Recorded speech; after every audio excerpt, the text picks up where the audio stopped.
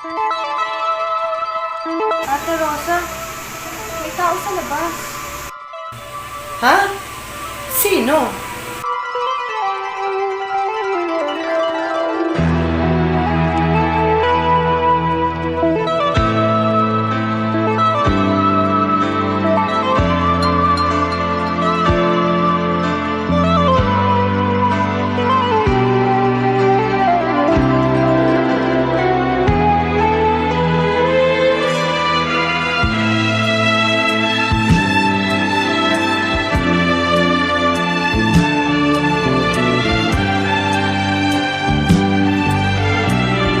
Sino ka?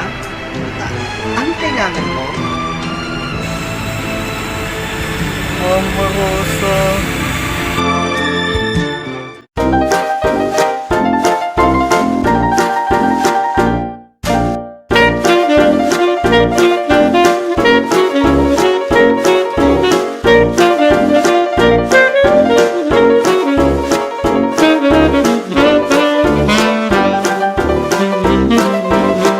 Hello po mga viewers ng... Teatro ni Rani Dayo, YouTube channel. Heto na naman po ang inyong lingkod, Rani Dayo, At SR Padarian, para ihatid sa inyo ang tampok na kwento ngayon na pinamagatang... Mana. Ang kwento po natin ngayon ay inspired mula sa isang kwento sa Biblia. Na ang kalibughang anak. Tara, samahan niyo po kaming tunghayan ang magandang kwentong ito. Sa dumadaming viewers ng... Kwentong Comics Vlog. Minsan, may isang milyonaryang balo at meron siyang 2 anak na lalaki sa kanyang yumaong asawa. At isang araw... Good morning, Mama Rosa. Good morning, anak! Happy birthday! O Mario, anak, nasa hustong gulang ka na. Humiling ka kahit anong gusto mong regalo at ibibigay ko sa iyo ngayon. Totoo po. Kahit anong hilingin kong regalo, ay bibigyan niyo po sa akin. Oo naman, anak. Basta maging masaya ka lang ngayong birthday mo. Oh, ano ba ang gusto mong regalo ko sa iyo ngayon? Mama Rosa, nasa hustong gulang na po ako. At gusto ko naman pong maranasan ang mabuhay mag-isa. Kaya ang gusto kong regalo ay ibigay niyo na po sa akin ang milyones na aking mamanahin mula sa iyo. Susubukan ko pong magnegosyo at mamuhay mag-isa gamit ang perang ipapamana niyo sa akin. Di ba ang sabi niyo na kahit anong hilingin ko ay bibigay niyo? Kaya huwag niyo po ako sa akong niluhin. Huwag po kayo mag-alala, Mama Rosa. Dadagaw-dagawin ko po kayo paminsan-minsan. Pero anak, hindi ba masyadong... Mama Rosa, bibiguin niyo po ba ako? At babawin niyo na po ba ang inyong mga sinabi? Hindi naman, anak. Pero sigurado ka na ba talaga sa hindi mo? Oo po, Mama Rosa. At hindi na po magbabago ang isip ko. O sige, anak. Kung yun ang gusto mo, ibibigay ko sa iyo ang milyones na mamanahin mo. Aayusin ko lang ang pera, ha? Opo, Mama Rosa. Salamat po. Pinagaya niyo po ako ngayong birthday ko. Walang anuman, anak. Basta masaya ka, masaya na rin ako. Salamat po, Mama Rosa. Salamat po talaga. Basta, ipangako mo sa akin na dadalaw-dalawin kami dito ng kapatid mo at ng tita mo. Alam mo, ha? Opo, Mama Rosa. Eh, kailan bang balak mo umalis? Kasi aayusin ko pa yung pera hinihingin mo. Bukas na bukas po, Mama Rosa. O siya, mag-impake na po ako. Para kayo din na po ako bukas mag-risk ko. O sige, pero may ihanda ko pagkain ngayong birthday mo. Sabay-sabay tayo kakain mamaya, ha? Mama Rosa. Happy birthday, Kuya. Thank you. Ate Ro, bakit ka kumain na ibigay agad ang mana ng pangalan mo? Oo nga, Mama Rosa. Iiwan na tayo ni Kuya Mario. Mona, Diego, yun ang pasya ko. Kaya pwede ba, igalang niyo ang desisyon ko. Isa pa, nasa hustong gulang na si Mario at alam na niya kanyang gagawin. Magnenegosyo siya. Palalaguin niya ang pera, ipapamana ko sa kanya. At saka huwag tayo mag-alala. Dadalaw-dalawin daw naman niya tayo eh. At isa pa, Diego, kapag sumamit na rin ang kaarawan mo at nasa gustong edad ka na, bibigay ko rin ano pa na niliit mo. Okay ba? Opo, Nanay Rosa. O siya, ang mabuti pa, ihanda na natin ang lahat ng mga pagkain na niluto natin para kay Mario. Okay? Opo, Ate Rosa. Opo, Mama Rosa. Makalipas ang ilang oras ng araw ding iyon. Happy birthday, anak! Ito ng milyones na hinihiling mo. Gamitin mo ito sa mabuting bagay at sana magtagumpay ang negosyong binabalak. Opo, Mama Rosa. Salamat po. Oh, pagkanya ka na, ang sabi mo, maaga ang alis mo bukas. Opo, Mama Rosa. Good night. Good night! Kinabukasan,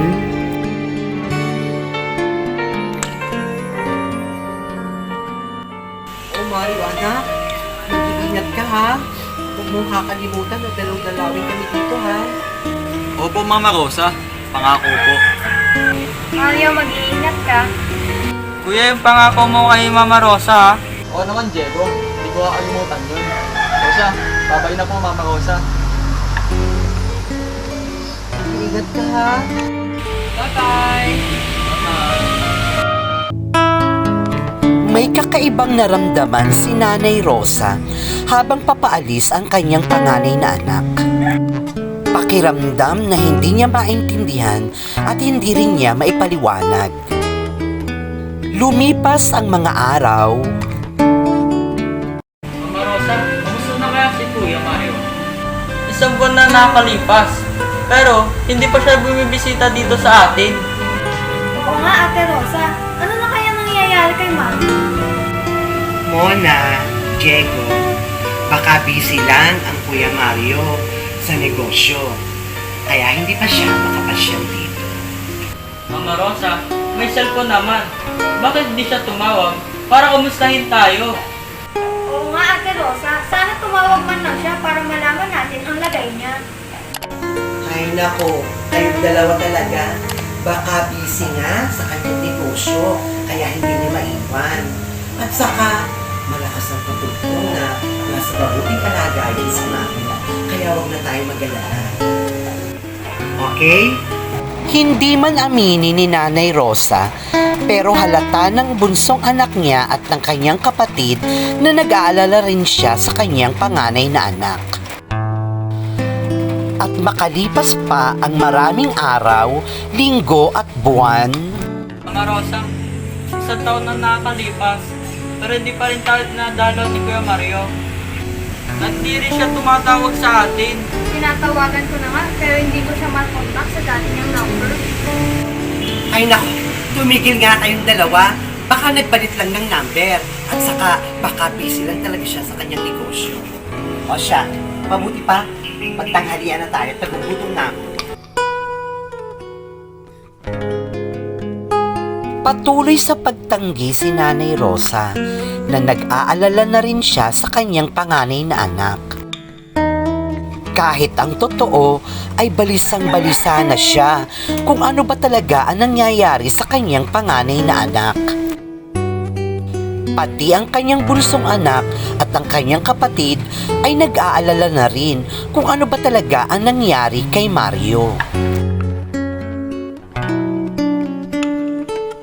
Hanggang isang araw ay hindi na nakatiis ang bunsong anak ni Nanay Rosa, kung kaya't lakas loob na niyang kinausap ang kanyang ina. Naaawa na kasi siya sa kanyang ina dahil madalas itong malungkot at malayo ang tingin kahit wala naman itong tinitingnan.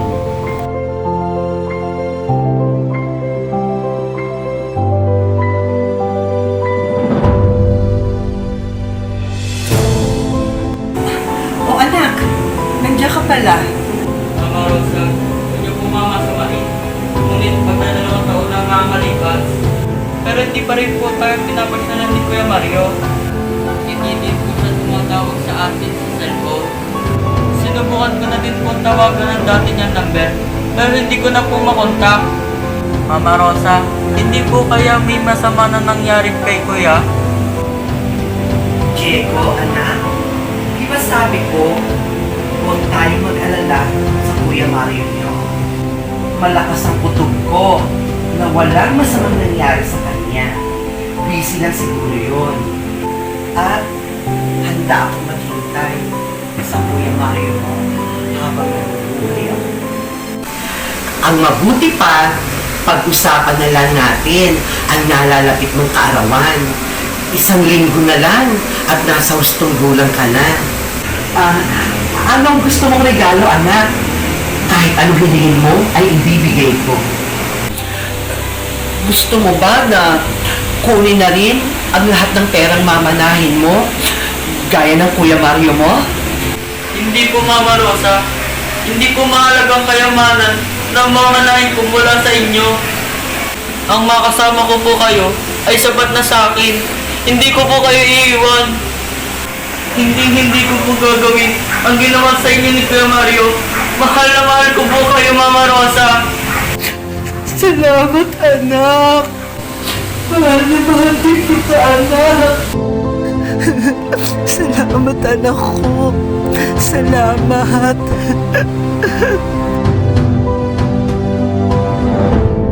Pero anak, baka may gusto kang regalo. Sabihin mo, ibibigay ko sa'yo. Ang hiling ko po, sana walang masamang nangyari kay Kuya. At ang gusto ko pong regalo sa birthday ko, ay sana umuwi na si Kuya at bumalik na po siya sa atin. Para masaya na po tayo lahat. Anak, napakadakila ng hinihiling kong regalo. Hayaan mo, ipagdadasal ko sa Diyos na matupad ang hinihiling mo. At lumipas pa ang ilang taon hanggang sa sumapit ang kaarawan ng bunsong anak ni Nanay Rosa. Good morning, Mama Rosa. Good morning, Tita Mona. Happy birthday, anak! Happy birthday, Diego! Thank you, Mama Rosa. Thank you, Tita Mona. Oh, maraming inanda ang tita Mona mo at ang nakatulog natin na masasarap na pagkain para sa kaarawan mo ngayon. Salamat po. Walang anuman, anak. Nang biglang may dumating. Ate Rosa, may tao sa labas. Ha? Sino? Noon lamang nila nakita ang taong iyon. Pero may kakaibang naramdaman si Nanay Rosa. Pakiramdam niya'y hindi ibang tao ang kanilang hindi inaasahang bisita. Pakiramdam niya'y kilala niya ito. At hindi lang kilala, kundi kilalang kilala niya.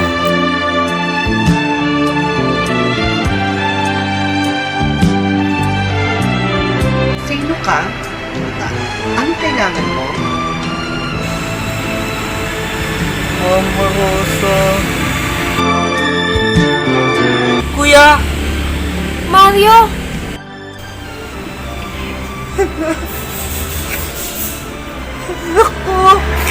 Ikaw nga!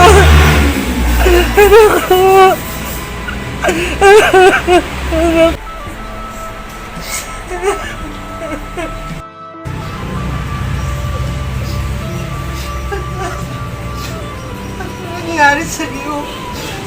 Bakit ganyan na yung tsura mo?